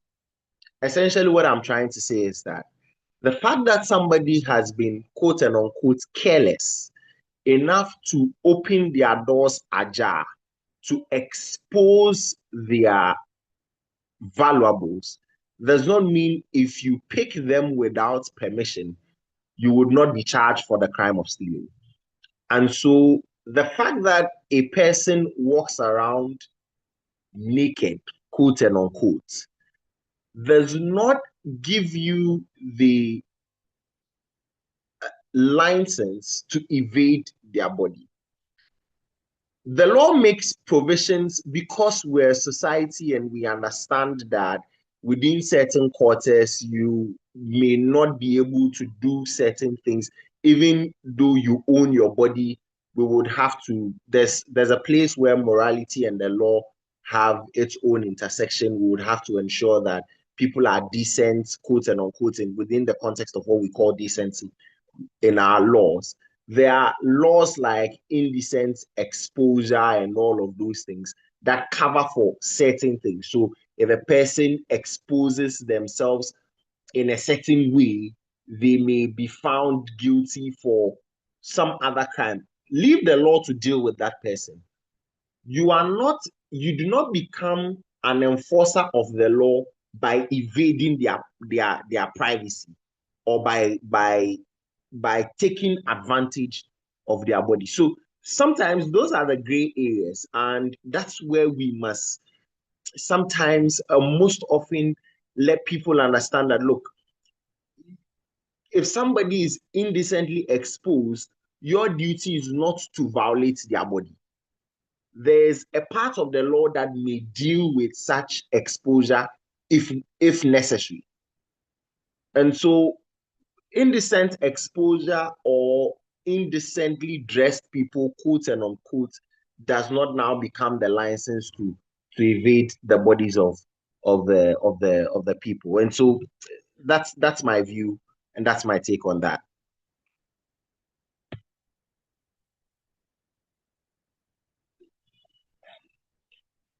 Hello.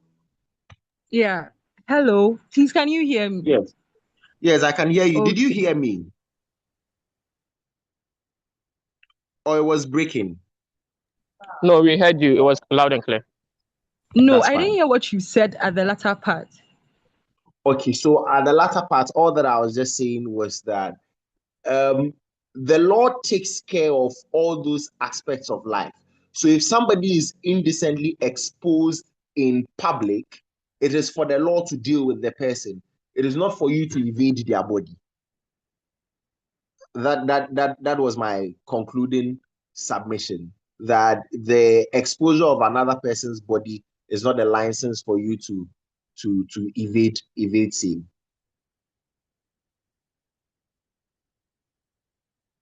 Thank you. So I think we've done justice to today's topic, and then the topic has actually opened our eyes to a lot more with regards to silence in the society. So I'd like to take a few questions from our participants or audience. So if you have any question, you can raise your hand and then I'll call you so you ask your question. Let's take about 3 questions and then we proceed.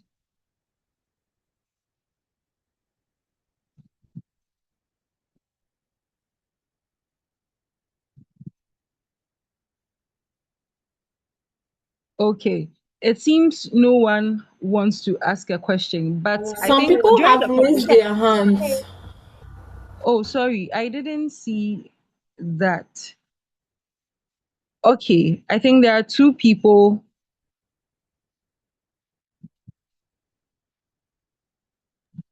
Hi, please can you hear me? Okay, yeah, Dolita. Please, is this Dolita? Yes, it is. Okay, please ask your question. Okay, so I put more like a suggestion, opinion, a question in the chat about a sex offender list. Is this something we should be pushing for? Because I think about 5 years ago, or almost now 6 years ago, Dobson made kind of like a promise that they were doing some like a system or something so that we'll be able to have a sex offender list, but we haven't heard anything about it yet and all that. But since I mean the topic of naming and shaming, and I think one of the panelists mentioned the fact that do not be allowing people like this, especially on the media side. Do not be entertaining people like this on your shows and everything. How do we identify these people? Should we push as like maybe I don't know as a whole of Ghana, as a society, as CSOs or stuff like that? Like should we be pushing for a sex offender list? Okay, I think Senna, please can you answer her question for us? She's asking if we should be pushing for a sex offender list here in Ghana.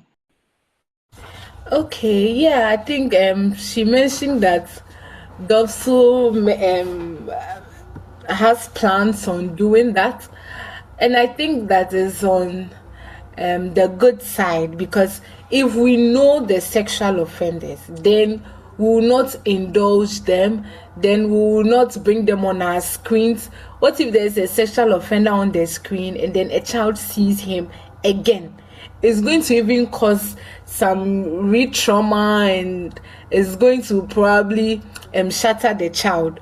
So if we have the sexual offenders list that probably is published in the graphics, in the dailies, on the media, then we know that okay, these are the people that have committed such crimes, and then we can try to prevent them from engaging in public spaces, especially in the media, so that they don't have any form of connection again with their victims or their survivors. So I think it's in the right direction. We could consider doing that. So yeah, Oh, it can be done. Yeah. okay, yeah, thank you so But much. probably Miss there will be Obi, some yeah. laws around it. So Michael can come in if there are any laws that will be surrounding that.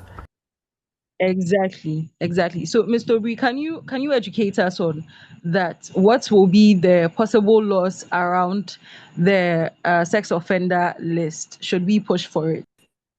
Okay, so as it stands, we do not have legislation surrounded that. And to be honest, I was actually intrigued when she asked the question, because I wrote it down. I was like, look, after this conversation, I would look at other jurisdictions where this is happening. I do not see where the legal challenge may be. The only place that I see a legal challenge when it comes to these things would be um, reputational issues. But then again, truth is a defense even when it comes to defamation. So if you have done it, you have done it. If you have been so for you to get onto the sexual offenders list, you would you would have had to go through the entire law, the entire legal process. So you should have been prosecuted, you should have been convicted. It is only until you are convicted that we can say indeed you're a sexual offender. I mean, within the spectrum of the law, you'll be called an alleged sexual offender until you are found guilty, and then we say you're a sexual offender. I think that at the point where you've been found guilty and you have been convicted by a court of competent jurisdiction, we can put your name up there. And it reminds me of a list we have in the law school. Anybody who's gone to the Ghana School of Law is very familiar with a list called the Book of Shame. If you and it's funny, it just gave me a sense of what the Book of Shame looks like. So if you do not dress well, if you keep a beard and you are caught, if you wear unprescribed dress and the registrar meets you, they get to write your name in the Book of Shame. And so if you can write your name in the Book of Shame, there's nothing that really stops us from publishing a list of sexual offenders after they have been convicted. I think that that's the only legal barrier that exists, that conviction must be a necessary consequence or a necessary event before you can publish a person's name in such a register. But it's a fantastic idea. I'll look into it. Yeah, exactly. So if I get you right, it's only convicted perpetrators who would have their names appear on their list. Okay. Exactly. Yeah, thank you so much. I think another person has a question, but he doesn't have a name. So the code is 332866. Please, can you unmute yourself and ask your question?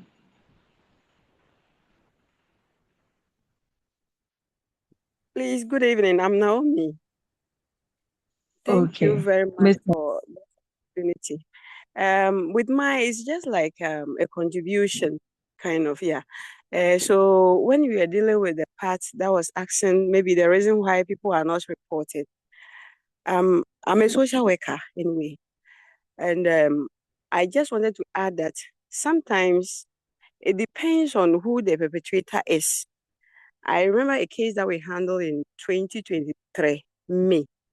Yeah, this man is a notorious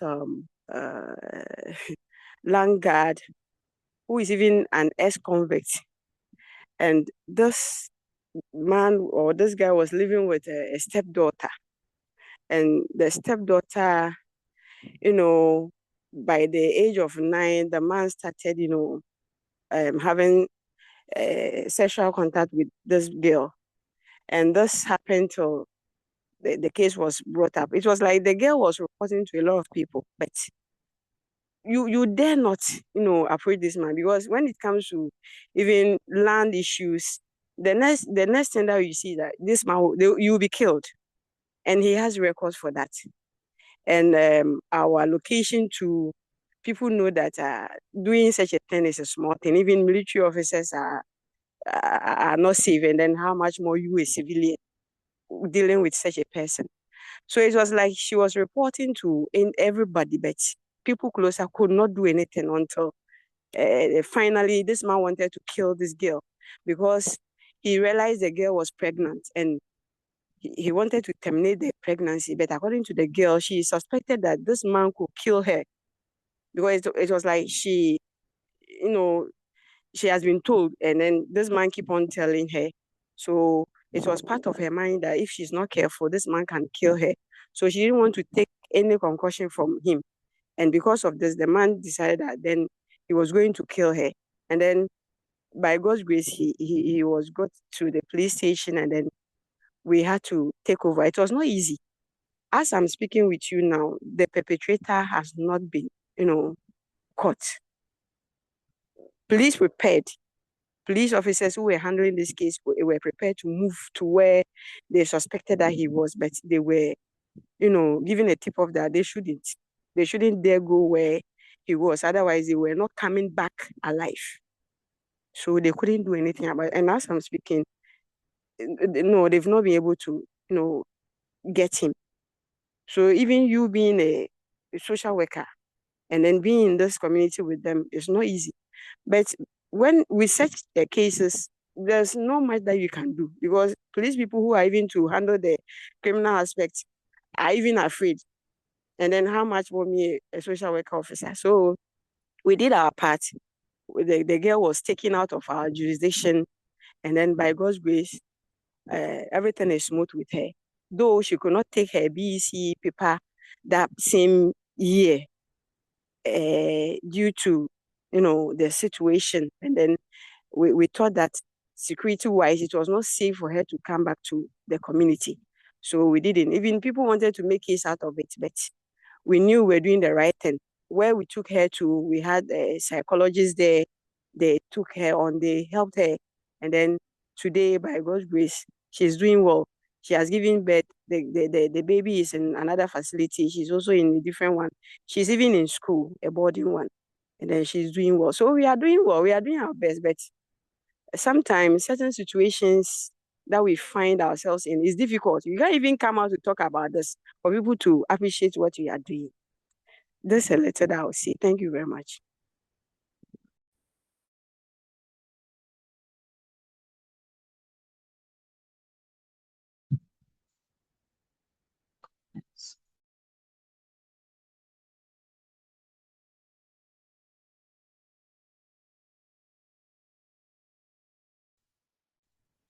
Hello. Hello. Yes, Hello, Patience, please, we I'm can hear done. you.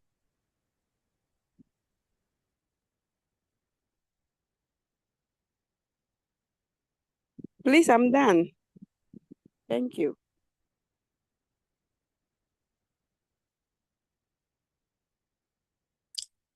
Hello, Patience, if you're speaking, we can't hear you.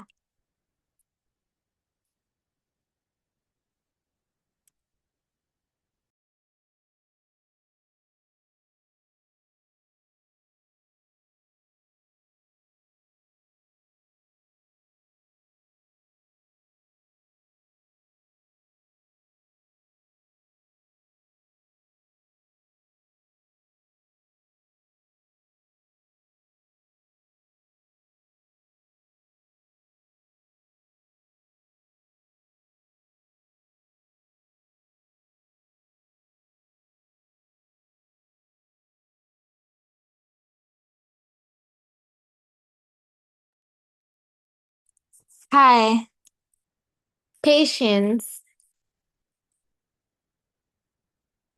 Okay, I think she's having a problem with her network and so she left. Yeah, I I see think the network. Reverend Dr. Johnny. Please, you can proceed with your question. Hello, good evening, everyone. Yes, it's a very good topic you are treating, and the panel has spoken well. I've placed a question on the platform. The question is, if you have an abused husband, I mean, a man who abuses you sexually, or you think that he forced to sleep with you in your parlance or your language, and you report such a man to the authorities, and he's been arrested. He's a sole breadwinner of the family. I mean, if this man is arrested and punished, imprisoned or something, I mean, what would be the implication for the family if we have children in this family? How do you handle the children? How do you handle the wife who may not be doing anything? How do you handle such a situation? Thank you. Okay, thank you. I see Amma is back. Amma, please, can you hear us?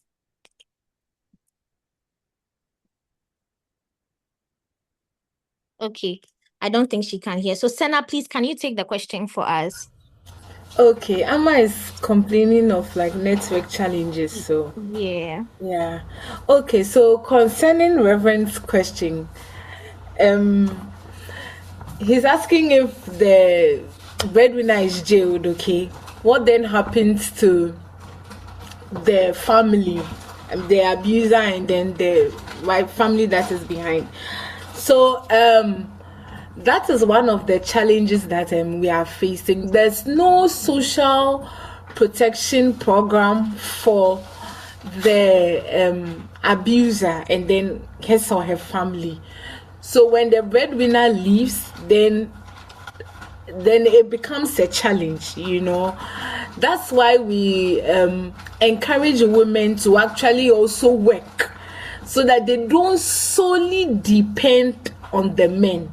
Because if you solely depend on the man and something happens to him, not even if he's jailed, what if he even passes on or something, then it becomes a burden on you. So, Reverend, to answer your question, there's a challenge of not having any social protection or safety net program in our country. And so that's why we encourage the women to also work so that the man doesn't solely become the breadwinner, so that when the man is bringing something, then you, the woman, you're also bringing something, so that when he is no more, one party is no more, then the next parents can continue to take care or provide for the family. But there are some social protection programs anyways, like the LEAP, there's LEAP there to give cash transfers to extremely poor households in Ghana.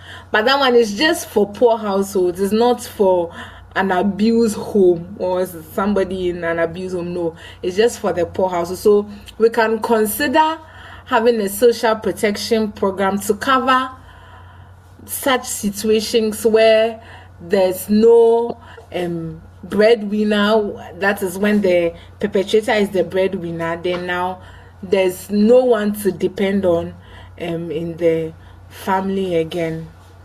Thank you. And also the perpetrator pays some fines. The court demands that the perpetrator will pay some fines as well. So when he pays that, sometimes they give the money to the abuse or the the survivor or the victim. They give the money to them. Thank you. Okay, thank you very much, Sena. Follow-up question, please. Okay, go ahead. Yeah. Is there any counseling session that they go through? Do you counsel them after they've gone through the abuse, or is just a matter of reporting, jailing the offender, and then that is all? Is there any counseling session? Thank you. Oh yes, please. There are a series of counseling sessions that they have, psychosocial counseling, and then how to reintegrate them back into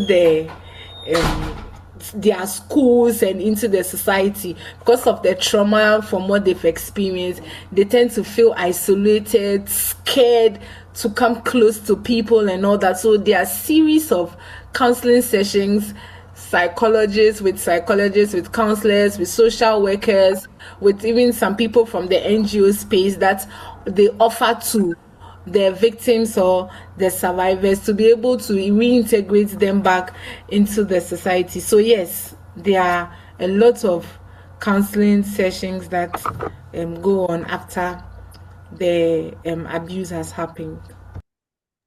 Sorry, is it for free? Yes, it's for free.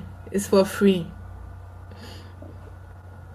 All right. Thank you very much. Welcome. Okay. Thank you so much, Sena. I think there are no more questions. Okay. Thank you so much, Sena. Please.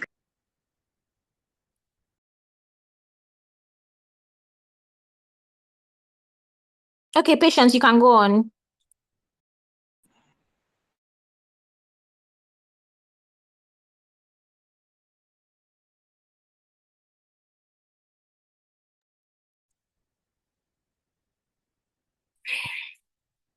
Patience, can...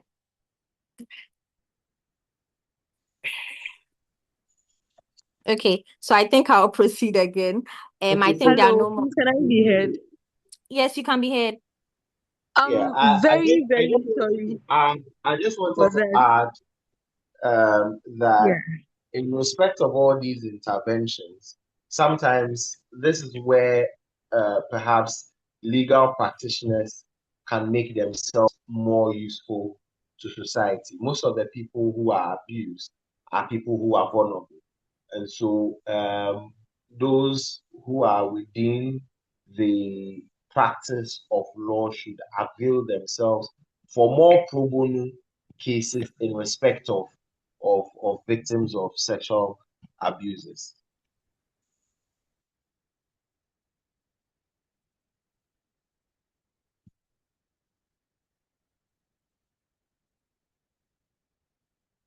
Hello.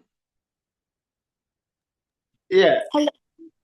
Yeah, okay. Michael, I think you are done with your submission, right? Yes, the point was made. Okay, thank you so much. And I would like to apologize for the network issues. It just logged me out of the conversation. Anyways, please, does anyone else have a question?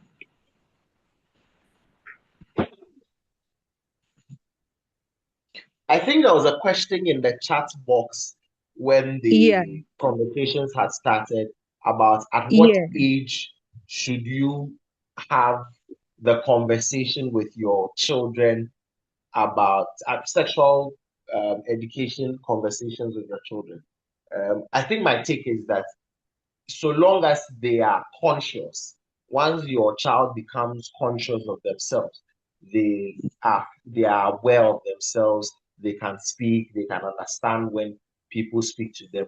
You must at that point begin the sexual education conversations with your children. They are better off knowing than not knowing. The culture where we think that when children know about sex, it means that they are bad children is long and stuck in the primitive days.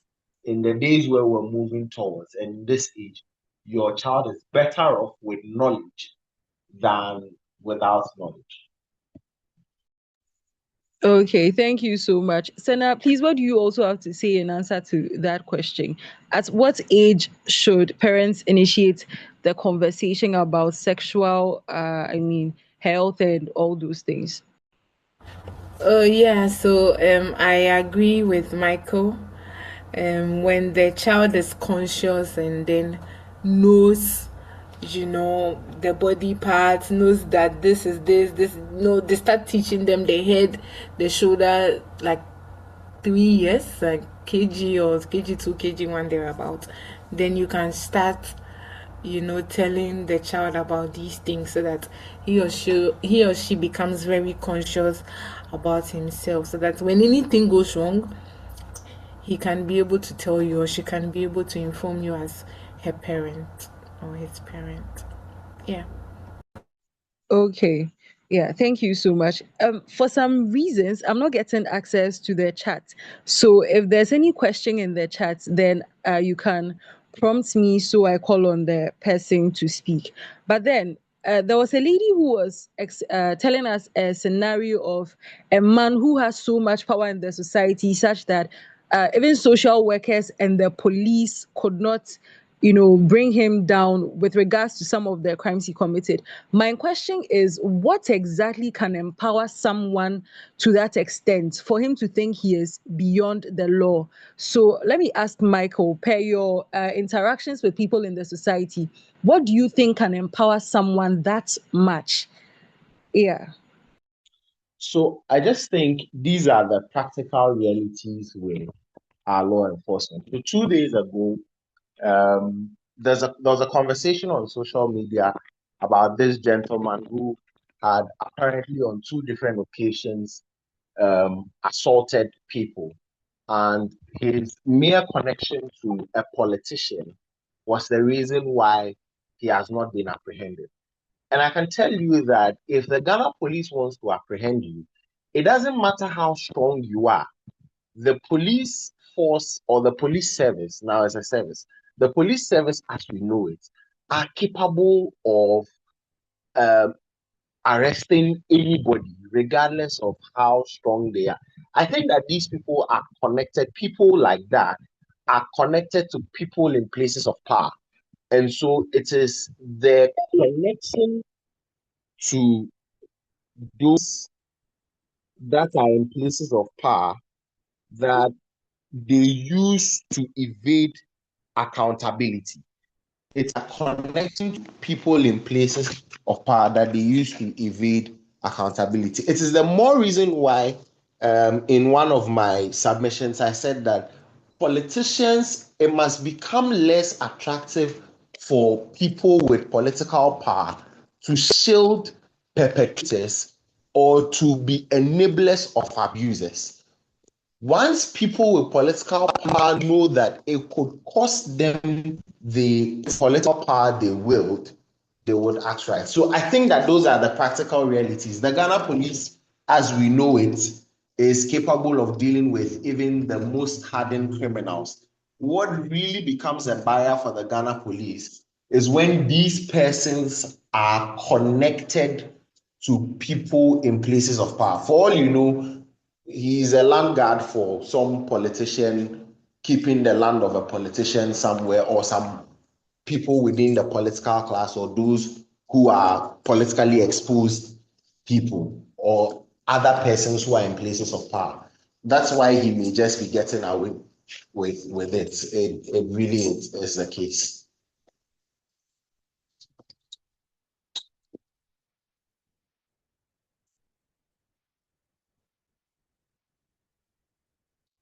Yeah, hello. I think she's gone again. So Okay. Yeah, hello. yeah. So with respect, that's my take on that. Okay. Okay, thank you. Thank you very much. And we really appreciate you. The time has been fast spent, and so we would like to close now. Thank you all so much for joining, and a very big thank you to all the speakers too for your insights. I think this evening's conversation has been very interesting, and we've learned a lot. Thank you all so much for joining. So, I want to call somebody from the audience to give us the closing prayer, and then we can end. Reverend Doctor, please, can you do that for us? Can you give us the closing prayer? All right. Thank you for the opportunity. And thank you so much for the wonderful presentation.